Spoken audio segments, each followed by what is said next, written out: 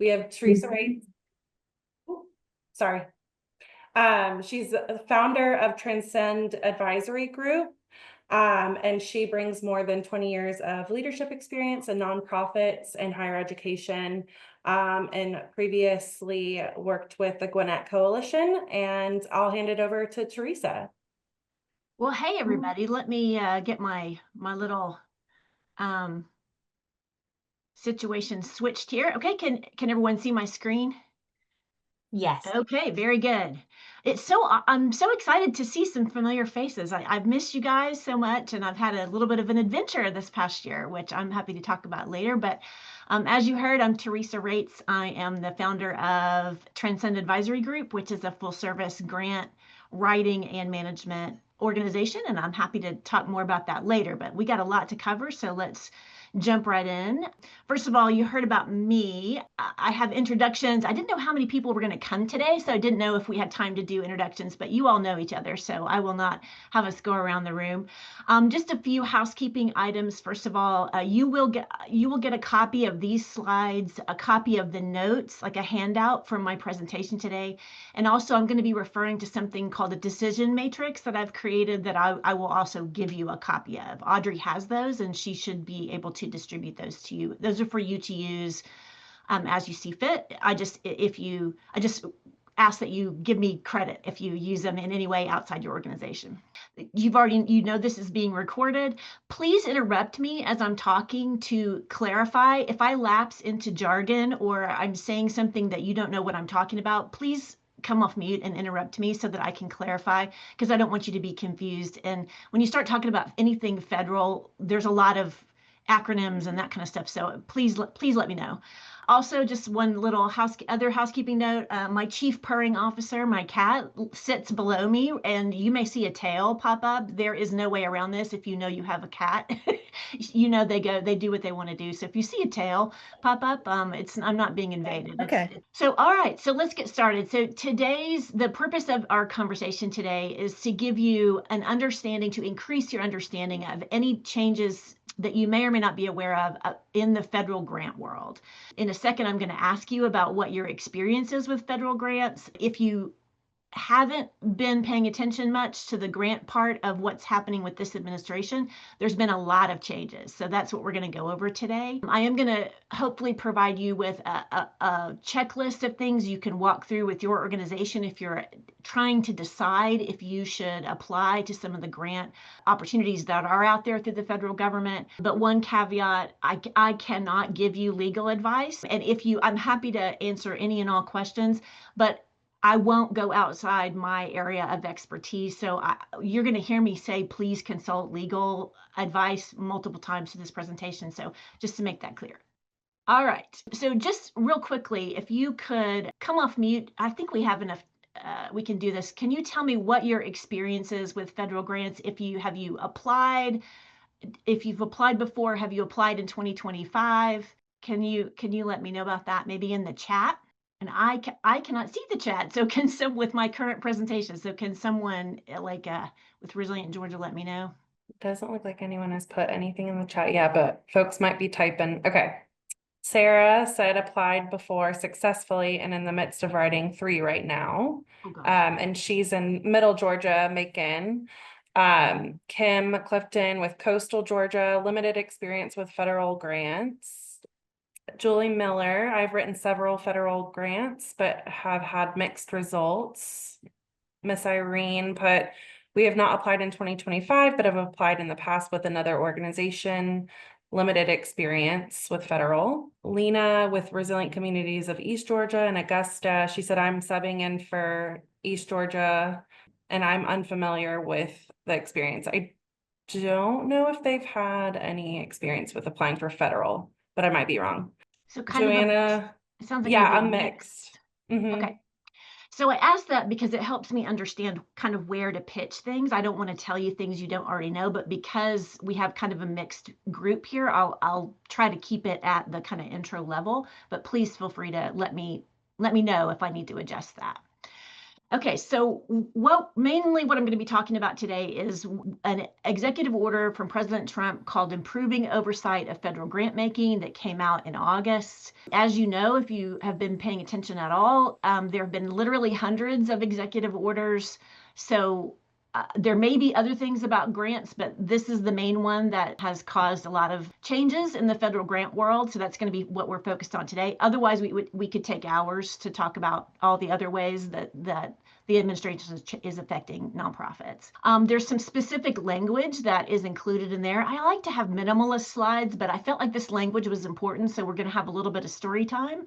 Some of the language that's important is that all discretionary grants, according to that executive order, must demonstrably advocate for the president's policy priorities, and you cannot use grant funds, any discretionary grant funds, according to them, to associate or provide programs that include racial preferences or other forms of racial discrimination by the grant recipient, including activities where race or intentional proxies for race will be used as a selection criteria for employment or program participation. The stuff that's in italics and underlined is language I want you to kind of lodge in your brain for a second. They also prohibit denial by the grant recipient, which would be you if you applied, of the sex binary. So they're defining sex and gender in a specific way, illegal immigration, and public safety or anti-American values. So keep that language all in your mind as we go along. An example of the way some of this language shows up is this quote that's taken from some recent Department of Justice NOFOs, and NOFO is a notice of funding opportunity if you're not familiar with that term. It's the way the government announces grant opportunities. So it tells you that compliance with federal civil rights and non-discrimination laws is material to the government's decision to make any award and payment under the program. So that doesn't sound too controversial, right? Because discrimination laws have been around forever, including for the purposes of the False Claims Act. Remember the False Claims Act? And each recipient will be required to certify if you accept the award, that you do not operate any programs, including any such programs having components relating to diversity, equity, and inclusion, that violate any federal civil rights or non-discrimination laws. And then it also says, there's further down in that grant, NOFO, that funds can't be used for programs or activities that violate or encourage the violation of federal immigration law.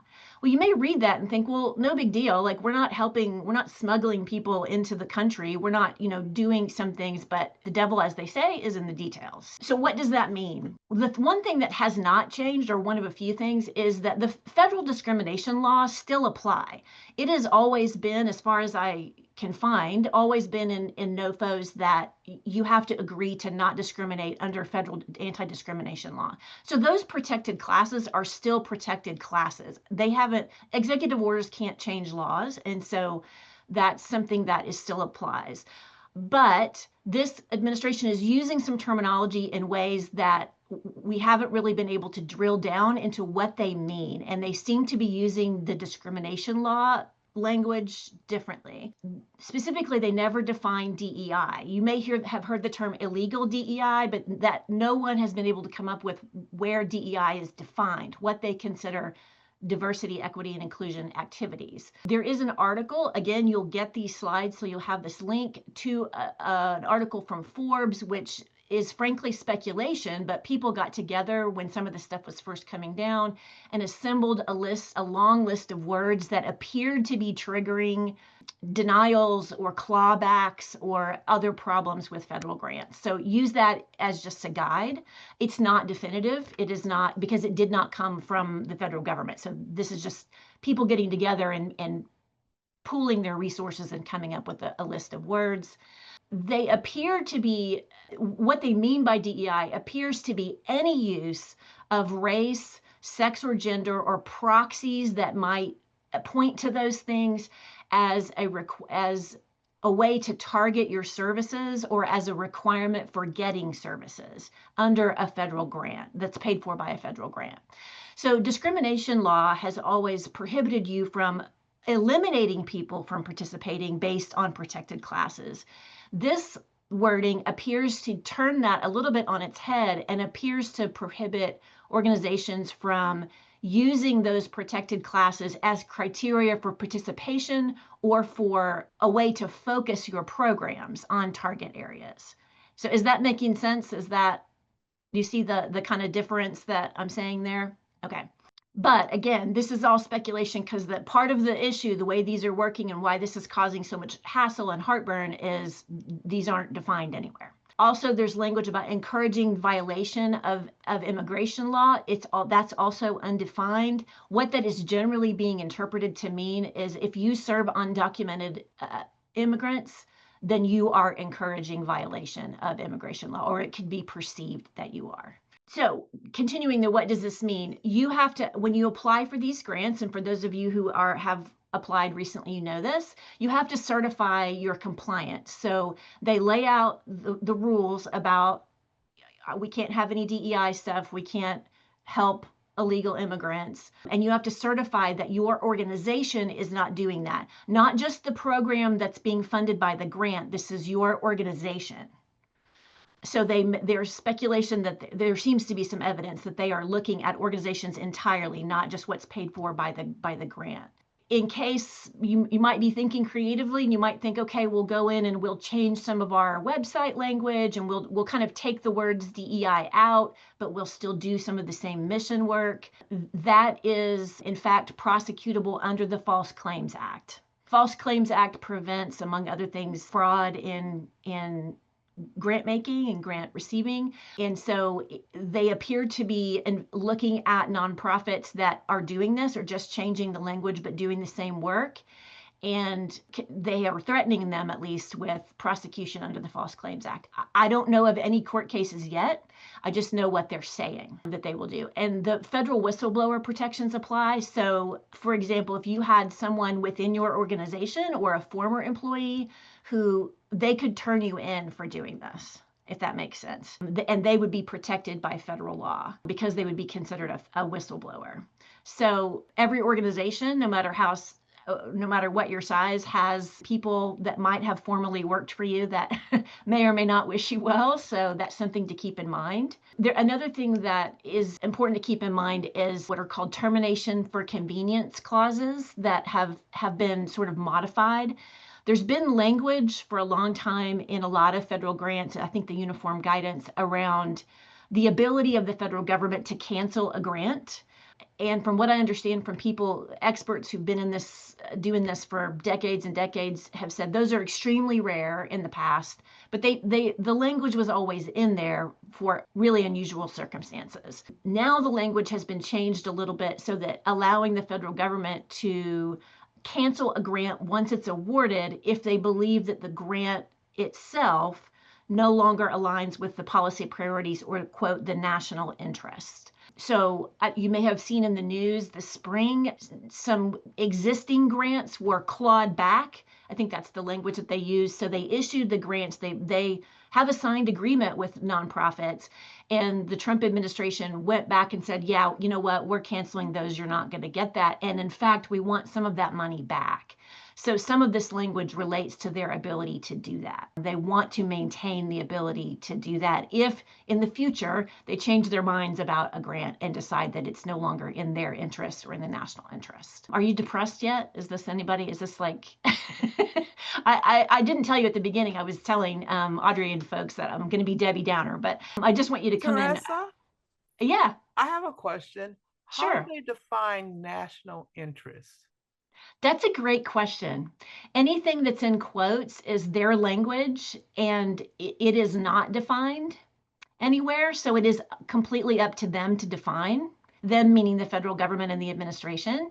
And so you can see how this would cause a problem if you're trying to build a budget. You get a grant, you work your way through the complexity that is the federal grant process, and then you get the grant. They have the ability to change their minds about it and not fulfill it. And we don't know what national interest means. But the not defining of terms has been one of the biggest sources of frustrations for grant writers and grant managers, and for nonprofit CEOs and everyone trying to do this work, is the instability and the unsureness of this. Other questions? a couple other factors to keep in mind too. There are some extremely short timelines for some of these NOFOs, these notice of funding opportunities. I think in the past you typically had, it varied, but you typically had between a month or two, usually to prepare to get the NOFO, read it, and submit your application. I've heard NOFO times as short as a week. But I've seen others that were more like in the month or 3 weeks range, sometimes 6 weeks. So they're all over the place now. And again, that's another thing that's causing stress because some organizations, I don't know how an organization would get something together in a week unless they were just duplicating a grant process from the past. But it's important to keep in mind that you may, if you want to go down this road, you got to be ready to act. And you have to be able to marshal your resources quickly and get your team on board. It's not insurmountable. I have a client right now that I'm working on a federal grant for, and I have a client that's going to come on board later that we're going to go after another grant, a federal grant. So this is doable, but you have to be willing to or able to pull your resources together and move quickly. It has to be a priority. Another thing to keep in mind is that government appointees, administration appointees, are now the ones making grant decisions. So like the DOJ grants that I talked about, the head of the DOJ, Pam Bondi, is making those decisions ultimately. Or she could, I guess, theoretically appoint someone. It used to be with certain types of grants that peer review was an important part of that, and that's who really was deciding about who would get what grants. Some of the changes in these executive orders have made peer review optional. So that may affect mostly research grants, but if you are applying for something that historically had been peer reviewed, which I think is certainly outside the research grants as well, just know that you may not be addressing your grant to your peers. You are addressing it to some political appointees. So what has not changed with federal grants? It is still a fairly complex federal process. Again, it's not insurmountable, but there is a learning curve if you're not familiar with federal grants about how to do this. So you have to have, for example, the UEI, which is a unique entity identifier. You get that through sam.gov. It's just an application process where they verify you and give you an identifier number. That can take up to 10 business days. So it can be quick, but it can take up to a couple of weeks. And that also, I believe, needs to be renewed every year. So it's something you need to keep it constant. That hasn't changed. That's always been that way.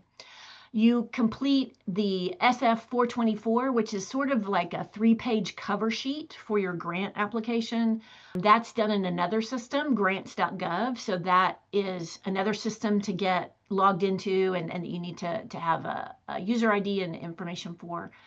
And then you also may have an agency-specific grant management system. So for example, the DOJ, Department of Justice, uses something called Just Grants.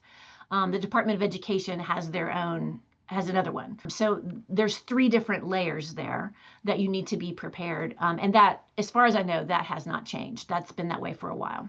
There are some restrictions to keep in mind. Some grants require funding matches. That's not, you know that from private philanthropy. There are grants that exist like that, like, I don't know, a Resilient Georgia grant, but some of the federal grants also work that way, that they require a funding match. Very often they will be a reimbursement format, so you must have the budgetary wherewithal to pay for the activities that you're funding and then get reimbursed from the government. I don't know that all of them work like that, but that's very common.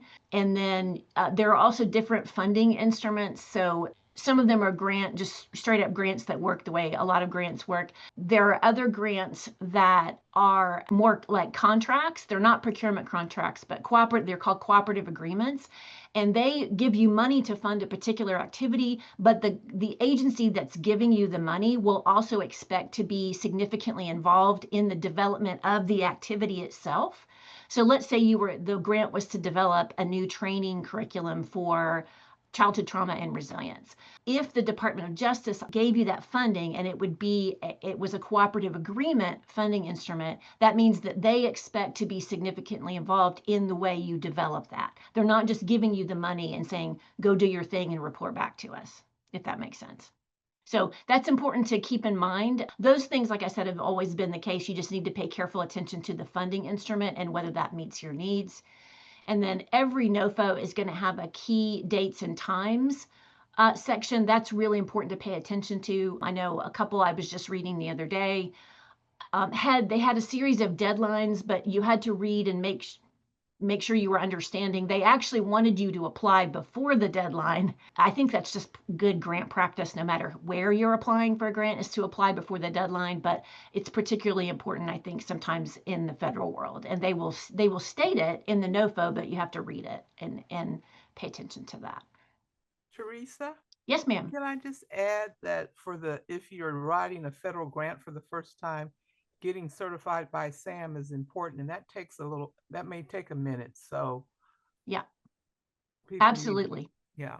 Yeah, that's up to 10 days. And I think it can take longer than that. So it's not, that's one of the many reasons those short timelines for those NOFOs are causing problems, because if you're a new organization or new to federal grants and you're starting at the beginning and getting registered in SAM, you're doing multiple things at once. Let's put it that way. You're writing a grant that you haven't been able to see the grant application for, and you're trying to get registered and get all these logins. You can't, by the way, in one I was looking at recently, I couldn't even see the grant application itself until I had completed all of this process here, until I got to this last stage. That's when you can log in and actually see the grant requirements itself, not the requirements, I'm sorry, the questions and the information that they were going to require you to submit.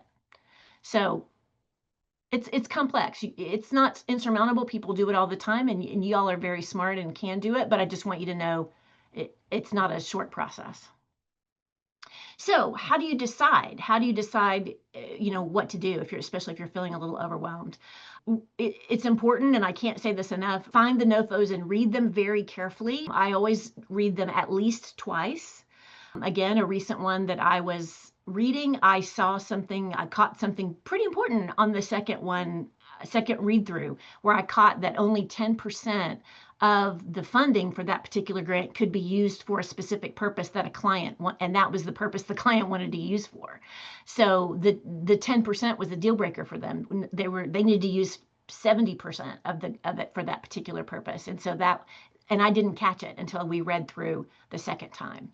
You need to make sure that the project that you want, or the activity that you want to be funded through the grant, aligns with the goals of the grant, which will be clearly stated in the NOFO, and also with the administration's priorities. So given what I've told you about the administration's priorities, and given what you can find out if you attend other webinars or other information resources, make sure that you know that what you're doing has to be in alignment, not just with the grant goals, but with what this administration seems to be prioritizing. You also have to look at your organization as a whole and say, does the work of our organization violate some of the requirements that they're asking us to certify? So we talked about that earlier. Do we serve undocumented immigrants, or do we use anything that they're construing as DEI? Are we targeting certain groups or focusing on certain groups in a way that they find illegal? So it's something to keep in mind. Does the funding instrument align with your needs? So is the grant a cooperative agreement, but you're not interested in them being all up in your business when you're trying to develop or do the activity that you're getting the funding for? Do you have the ability to get reimbursed if that's their payment schedule? Do you have the capacity and the bandwidth to do this? So do you have legal advice and a financial person who can do the budgets in their specific format and provide you guidance about whether what you're doing complies with the executive order? That is something that's really critical. I assume that most organizations have some sort of an attorney that they have some sort of relationship with. If you don't, and you want to apply for federal grants, this is the time to find someone, because you want to kind of clear what you're doing and making sure that when you certify that none of your organization's activities are doing prohibited things, that is legally correct. And they should be able to help you with that. Can you comply with short timelines? So just to give you an idea, if you've never applied for a federal grant, the amount of time it takes to prepare one varies very widely depending on what they are. There are small ones there are 10 grants that are, $10 million over 5 years. They range in size and they range in complexity. A guideline sometimes is around 100 hours of preparation time all in. So that's everybody. So that's if you have a grant writer, if you have, your accountant, your legal advice, your program staff, whoever that you have that you assemble to create this grant, that's a guideline. But it's important that you keep in mind that you have to be able to prioritize because you're on a ticking clock with these NOFOs. And another thing to consider is whether you have previous successful federal grant narratives that you can build on. So that's going to speed up your time significantly. If you are just reapplying for a grant that you've gotten before, or you're applying for a very similar grant and you already have your evaluation framework, you've got your program data, maybe you've got a logic model, and you're just going to be adjusting it to the new grant requirements, then that's going to speed it up considerably, and that's going to make your situation easier. So these are all things to keep in mind. And if you don't have those things, that's not to say that you can't do it. It's just, I want you to kind of go in with your eyes open about the amount of time that you'll need to dedicate. And then last there on there is the decision matrix. I want to show you that really quickly. I have put some of these questions in a spreadsheet for you to use with your organization. You can edit it and put your own in there. So some of you who've been applying for federal grants forever may have additional criteria that you want, and you could throw that in here. It has, I'm not going to go into detail of it, but it goes over all the questions that I just went over, and it allows you to rate yourself on whether your organization has that particular requirement, yes, no, or somewhat, and then you can score it if you would like to score yourself on that and total it up. If you're a numbers person and you like that, you don't have to score it. Teresa. Yes. Will you share that with us? Yes, it's coming to you as part of the materials Awesome. today. Thank you. Yeah. And again, it's editable, so please add in anything that you want to add in. It's just what we've covered today. There are 1,000. Your organization may have 15 other things that it needs to consider, so please add those in. All right, so how do you stay updated? We've talked about one little piece of this, and you may already know this, but the National Council on Nonprofits has been the star player on keeping track of what the Trump administration is doing as it affects nonprofits and getting the word out. If you haven't attended any of their webinars, or you haven't, you're not getting their newsletter, they are a gold standard resource. They have just been doing great work. They're also suing the Trump administration, by the way, over a lot of these executive orders. So they're not just informing people, they're pushing back and taking action. I think I said at the beginning, this is an executive order, and executive orders are not laws, but we sort of have to work underneath them until it's worked out in the court as to whether they're going to have the weight of law, if that makes sense.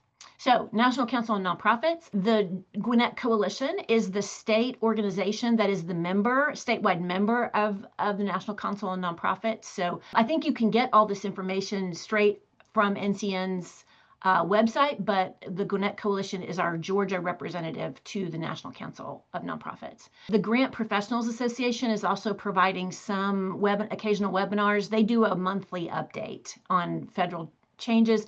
Know that is, you can tell by the name, it's a grant professional association.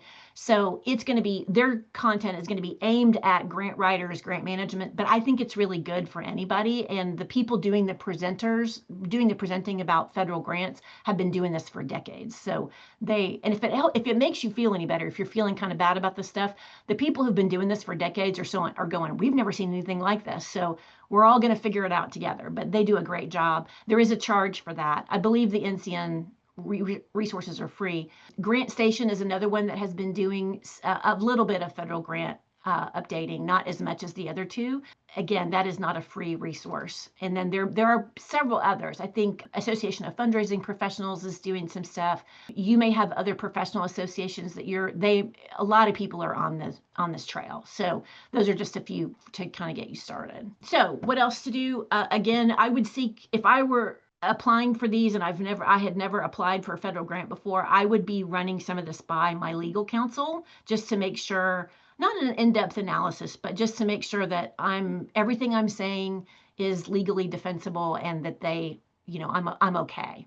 I would also understand the source of your funds. I know that sounds condescending to say. What I mean by that is some people think that they're not getting federal money. They're like, this grant comes from the state, but the source of that funding is actually federal. There's a lot of pass-through funding that comes from the state, but the ultimate source is federal. So some of those laws and rules are going to apply. They're going to trickle down if it comes to the state.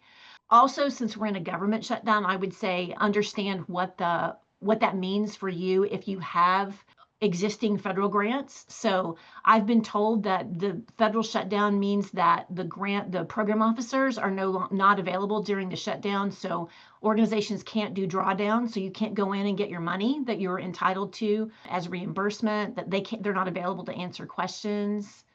Yeah, Dawn, did you have a question? Well, I have some, and I got emails from the the Health and Human Services and from CDC about, drawdowns, because those are federal grants that I already have.